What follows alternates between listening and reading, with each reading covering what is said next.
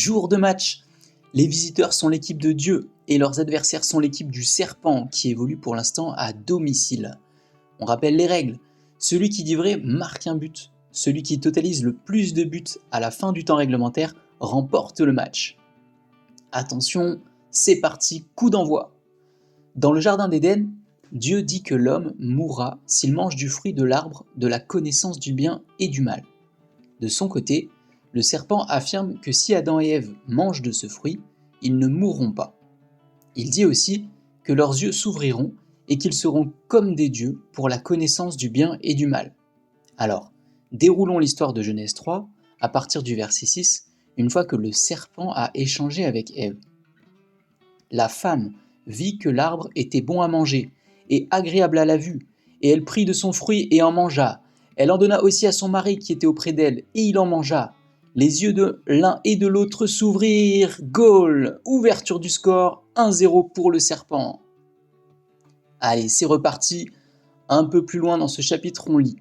Dieu dit, voici que l'homme est devenu comme l'un de nous pour la connaissance du bien et du mal. Ils sont donc bien devenus comme des dieux pour la connaissance du bien et du mal, ce qui porte le score à 2-0. Enfin, au début de Genèse 4, on voit qu'Adam et Ève ont eu leur premier enfant. Ils ne sont donc pas morts le jour où ils ont mangé du fruit interdit. Cela nous fait 3-0, et 1, et 2, et 3-0 pour le serpent face à Dieu. Pourtant, quelque chose cloche. On sait que Dieu dit la vérité, et qu'au contraire, le serpent ment lorsqu'il parle, car c'est le diable qui est le père du mensonge.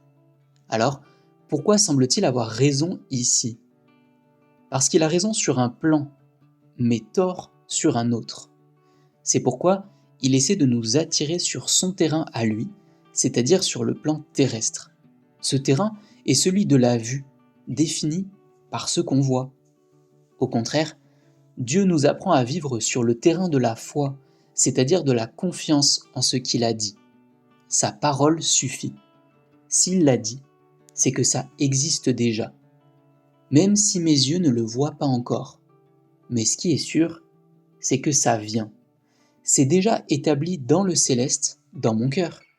Et ça vient prendre forme dans le terrestre, le visible. C'est le match de la foi. Qui est-ce que je vais croire ? Dans la réalité de Dieu, celle de la foi, on voit désormais Satan évoluer à l'extérieur. Et le match n'est plus du tout le même. Allez, on repart à 0-0 pour cette nouvelle réalité. Lorsque Dieu dit qu'il mourrait le jour où il mangerait du fruit de l'arbre de la connaissance du bien et du mal, c'est ce qui est arrivé dans la réalité intérieure du cœur. En péchant, c'est-à-dire en manquant le but, Adam et Ève sont morts dans la réalité céleste. Dans cette réalité de la foi, qui est faite d'or pur, ils sont devenus morts. On ne les voit pas morts, mais ils le sont pourtant sur le plan du cœur. C'est ce qui est dit dans Éphésiens 2:1. Vous étiez morts par vos offenses et vos péchés. Mais la bonne nouvelle, c'est que Jésus est venu afin que toute personne qui écoute sa parole et croit en elle passe de cette mort à la vie. Dans cette réalité, c'est bien Dieu qui ouvre le score et remporte le match grâce à ce but en or. De la même façon, chaque situation que nous vivons, chaque pensée qui vient, ressemble à ce match-là.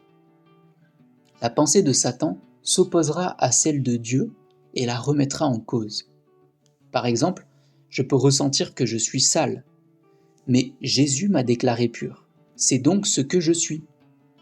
Je peux me voir avec un cœur mauvais et incrédule, mais c'est oublier que Dieu m'a donné un cœur nouveau qui ne peut plus produire le péché.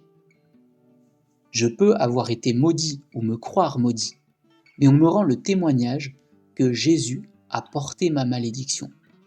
En fait, la vérité est même une personne, c'est Jésus, sa parole. Et dans cette réalité céleste du cœur, l'issue du match est connue. Dieu a déjà gagné. Et toi, quel match vis-tu actuellement ?